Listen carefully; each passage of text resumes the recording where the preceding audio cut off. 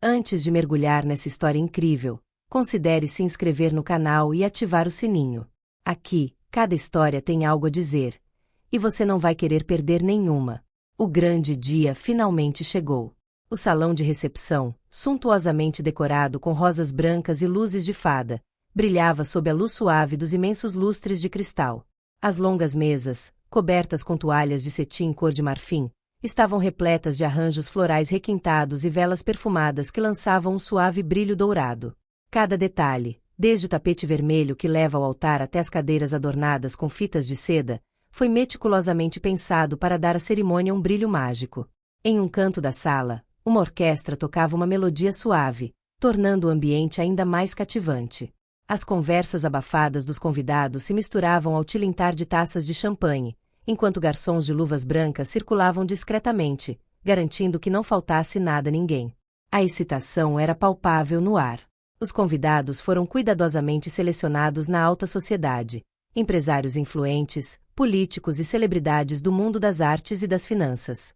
Todos, vestidos com suas melhores roupas, cochichavam entre si, admirando o esplendor do casamento. Houve críticas elogiosas sobre a beleza da noiva, a riqueza da decoração e, acima de tudo, a sorte de Marc Delacroix em ter encontrado o amor novamente depois de tantos anos de solidão. Marc Delacroix, um empreendedor bem-sucedido de 50 anos, estava no altar com um sorriso sereno no rosto. Alto e elegante em seu terno de 3 peças feito sob medida, ele exalava uma aura de confiança e respeitabilidade. Suas têmporas levemente grisalhas lhe davam charme, e seu olhar, cheio de certa nostalgia, refletia o peso dos anos. Após a morte trágica de sua primeira esposa, ele acreditou que nunca mais seria capaz de amar. Mas Elisa Morel mudou isso. Elisa, a poucos passos dele, era a personificação do refinamento. Seu vestido de noiva, uma criação de alta costura, ajustava-se perfeitamente à sua figura esbelta. Um leve véu de renda emoldurava seu rosto, realçando suas belas feições e seu sorriso deslumbrante. Seus longos cabelos castanhos caíam em cascatas controladas, e seus olhos brilhavam com uma luz suave e determinada. Ela parecia feliz, realizada, apaixonada. Todos os presentes a viam como a futura Madame Delacroix, e a cerimônia prometia ser perfeita. O padre, um homem idoso de olhar gentil, levantou a mão e se preparou para pronunciar os votos. Mas de repente, um grito rompeu o silêncio. Pai, não case com ela. Um arrepio percorreu a assembleia. Todos os olhos se voltaram para a entrada da sala. Um jovem tinha acabado de aparecer, ofegante, sem fôlego, como se tivesse corrido uma longa distância. Seu terno, embora bem ajustado, parecia amassado, e seu rosto estava marcado por intensa emoção. Julien Delacroix, o único filho de Marc, estava lá, e algo em sua expressão indicava que nada sairia como planejado. Mas o que mais atraiu a atenção dos convidados não foi apenas sua repentina intrusão ou seu grito estrondoso. Era o objeto que ele segurava firmemente nas mãos, uma pasta volumosa, com bordas amassadas, como se a tivesse agarrado às pressas, com pressa. Um silêncio pesado caiu sobre a sala, quebrado apenas por alguns murmúrios preocupados. Marc, em choque, francio a testa. Julien. Ele exclamou, com a surpresa misturada com irritação. O que você está fazendo? O jovem avançou lentamente, quase inseguro. Seus olhos, brilhando de raiva e angústia, procuraram os de seu pai. Pai, essa mulher é uma mentirosa. Um murmúrio de espanto percorreu a assembleia. Os convidados trocaram olhares preocupados, alguns prendendo a respiração. Elisa, que até então sorria radiante, empalideceu ligeiramente.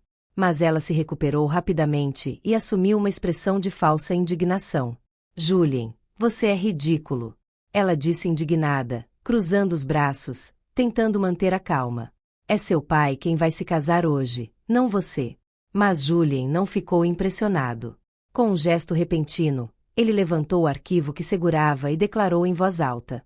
Está tudo aqui. Todos. Seu passado, suas mentiras, suas intenções. Marc, sentindo uma onda de preocupação tomar conta dele, deu um passo em direção ao filho. Explique-se imediatamente. Julien respirou fundo e, com forte determinação, abriu o arquivo. Um silêncio mortal caiu sobre a assembleia. Os convidados, paralisados, prenderam a respiração, atentos a cada palavra de Julien. Essa mulher não é quem ela diz ser, pai. Ela mudou de nome várias vezes e já enganou outros homens ricos como você.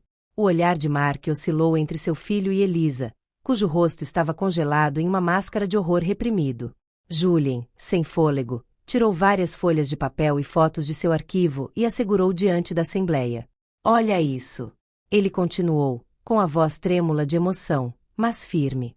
Seu primeiro nome era Sophie Lambert, depois Isabelle Rose, antes de se tornar Elisa Morel. Cada vez, ela seduziu homens ricos, casou-se com eles, e os arruinou. Um murmúrio agitado percorreu a sala. Vários convidados trocaram olhares preocupados, alguns já examinando os documentos que Mark agora segurava em suas mãos trêmulas.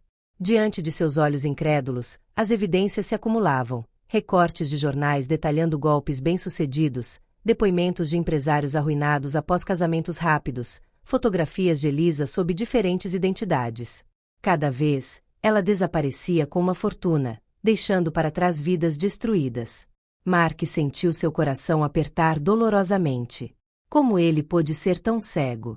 Elisa, que até então estava imóvel, finalmente reage. Ela caminhou rapidamente em direção a Julien e quase arrancou os documentos de suas mãos. Isso não é verdade. Ela gritou com uma voz que oscilava entre indignação e pânico. Isso tudo é mentira. Uma armação. Julien balançou a cabeça, com um sorriso amargo nos lábios. Então me explique por que encontrei isso. Com um gesto rápido, ele pegou o telefone, apertou um botão e uma voz feminina ecoou por toda a sala. Não se preocupe, assim que eu tiver o dinheiro dele, vou sumir como sempre. Ele não vai desconfiar de nada, aquele velho ingênuo. Um arrepio percorreu a assembleia. Os convidados, atonitos, voltaram olhares incrédulos para Elisa. Alguns, chocados, levaram a mão à boca. Mark empalideceu ao ouvir essas palavras. Seu olhar moveu-se lentamente do filho para a mulher com quem estava prestes a se casar. É uma montagem. Elisa gritou, com a voz tremendo de falsa indignação. Mas a dúvida se instalou, irreversível. O horror nos olhos de Mark era o de um homem cujo mundo tinha acabado de desabar. Diga-me que não é verdade, Elisa. Ele sussurrou com a voz embargada. Ela abriu a boca, procurando desesperadamente por palavras, mas seu olhar frenético atraiu. O silêncio que se seguiu foi insuportável. Então, num último acesso de pânico, ela agarrou seu buquê de rosas brancas e o jogou violentamente no chão. Sua expressão mudou completamente. A elegância fingida desapareceu, dando lugar à fúria descontrolada. Vocês são todos idiotas. Ela cuspiu com desprezo gélido. Os convidados chocados deram um passo para trás. Sim, eu estava planejando ir embora com seu dinheiro, Mark. E daí? Ela acrescentou, com os olhos brilhando de raiva. Você acha que eu teria me interessado por você de outra forma? Um homem desgastado pela vida, agarrado ao passado? Um silêncio glacial caiu sobre a sala. Mark sentiu a respiração falhar. Cada palavra que Elisa dizia era mais uma lâmina cravada em seu coração. Ele fechou os olhos lentamente, respirando fundo para conter a emoção que ameaçava dominá-lo. Então ele se virou para o padre e sussurrou, em voz baixa, mas firme. Este casamento é anulado. O anúncio caiu como uma guilhotina. Os convidados ficaram sem palavras. Alguns trocaram olhares consternados, outros assentiram gravemente. Elisa, furiosa e humilhada, lançou um olhar assassino para Julien e depois para Mark. Então, sem dizer mais nada, ela pegou sua bolsa e saiu rapidamente do quarto, com saltos batendo furiosamente no mármore. Ela abriu as pesadas portas e desapareceu na noite, sem nem olhar para trás. O silêncio foi logo quebrado por um murmúrio crescente entre os convidados. Julien, ainda sem fôlego, virou-se para o pai. Sinto muito por ter estragado seu casamento, pai. Mas eu não podia decepcionar você. Mark colocou a mão trêmula no ombro do filho e apertou com força. Sou eu quem te agradece. Nesta sala onde a festa deveria estar a todo vapor, restava apenas o eco de um amor traído. Mas também a de um filho disposto a fazer qualquer coisa para salvar seu pai. E no final, não era isso o mais importante?